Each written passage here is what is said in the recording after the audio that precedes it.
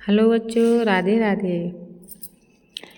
आइए आज जानते हैं कि पहाड़ों पर बर्फ़ क्यों पड़ती है और अगर बर्फ़ पड़ भी जाए तो इतनी जल्दी पिघलती क्यों नहीं है।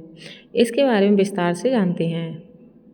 देर तक क्यों नहीं पिघलती बर्फ़ के ढेर। बच्चों, सर्दी की छुट्टी में घूमने के लिए तुम पहाड़ पर गए होगे। वहाँ तुमने सड़क किनारे जमी हुई बर्फ़ भी देखी होगी। सूर्य की रोशनी लगातार पड़ने के बाद भी वो जल्दी नहीं पिघलती। ऐसा क्यों होता है? ठंडे और बर्फीले इलाकों में रहने वाले लोगों के लिए ये आम दृश्य है। सड़कों के किनारे, पार्किंग लॉट और फुटपाथों पर सफ़ेद बर्फ के विशाल ढेर जमा कर दिए जाते हैं। जैसे जैसे मौसम बदलता है, तापमान बढ़ने लगता है और धूप निकल आती है, तो लोगों को उम्मीद होती है कि अब ये बर्फीले ढेर जल्दी ही गायब हो जाएंगे। लेकिन हैरानी की बात यह है कि ढेर लंबे समय तक वैसे ही पड़े रहते हैं, मानो खराब मौसम की जिद्दी यादें हों। आखिर ऐसा क्यों होता है?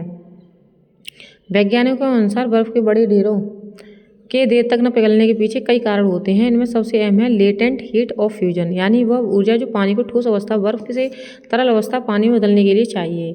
यह सिर्फ तापमान बढ़ने से नहीं होता, बल्कि पर्याप्त मात्रा में ऊर्जा और समय भी लगता है।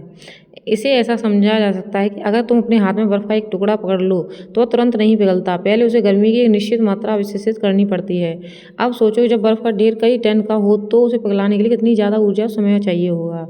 आकार और मोटाई है बाधा। बर्फ के बड़े ढेरों का आकार भी उनके देर से पिघलने का बड़ा कारण है। इन ढेरों की ऊपरी परत भले ही धूप में पिघलने लगी, लेकिन अंदर की बर्फ लंबे समय तक ठंडी बनी रहती है। बाहरी परत एक तरह से इंसुलिन का काम करती है, जिससे अंदर की बर्फ सुरक्षित रहती है। इसके अलावा इन बर्फ के ढेरों में अक्सर मिट्टी, धूल और कचरा मिला होता है, जिससे और ज़्यादा सख्त हो जाते हैं। यह गंदगी धूप को पूरी तरह अंदर तक पहुँचने नहीं देती। शहरों के लिए बनती है समस्या। कई बार ये बर्फ़ के ढेर शहरों के लिए बड़ी परेशानी बन जाती हैं। सड़क किनारे जमा बर्फ़ से ट्रैफिक बाधित होता है, पैदल चलने वालों को दिक्कत होती है, दुर्घटना का खतरा भी बढ़ जाता है।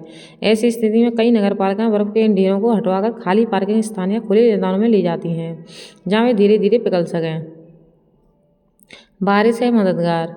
अगर बर्फ़ के ढेरों को जल्दी पिघलते देखना चाहते हैं तो बारिश सबसे कारगर उपाय मानी जाती है। बारिश का पानी बर्फ़ के अंदर तक पहुंचकर उसे भिगो देता है। जब बर्फ़ गीली हो जाती है तो वो अपनी इंसुलिन क्षमता खो देती है और तेज़ी से पिघलने लगती है। यही वजह है कि बारिश के बाद बर्फ़ के ढेर अपेक्षाकृत जल्दी खत्म हो जाते हैं। एक छोटा सा फ़ायदा भी है। हालांकि ये जिद्दी बर्फ़ के ढेर देखने में भले ही बदसूरत लगें, लेकिन उनका एक मज़ेदार फ़ायदा यह भी है कि अगर तुमने कोई स्नोमैन बनाया है तो उसके लंबे समय तक खड़े रहने की पूरी संभावना रहती है। बर्फ़ के ढेरों का देर तक पिघलना सिर्फ मौसम का असर नहीं, बल्कि शुद्ध विज्ञान का नतीजा है। ऊर्जा की ज़रूरत, ढेर का आकार, इंसुलेशन और वातावरण सभी मिलकर इन्हें लंबे समय तक टिकाए रखते हैं। अगली बार जब तुम पहाड़ों या सड़क किनारे पड़े किसी बर्फ़ के ढेर को देखो तो उसे सिर्फ परेशानी नहीं, बल्कि प्रकृति और विज्ञान के अनोखे मेल के रूप में भी देख सकते हो। इसलिए बच्चों, अगर तुम्हें ये सब देखना है तो छुट्टियों में ठंडी के टाइम में पहाड़ों पे बर्फ़ देखने ज़रूर जाएं।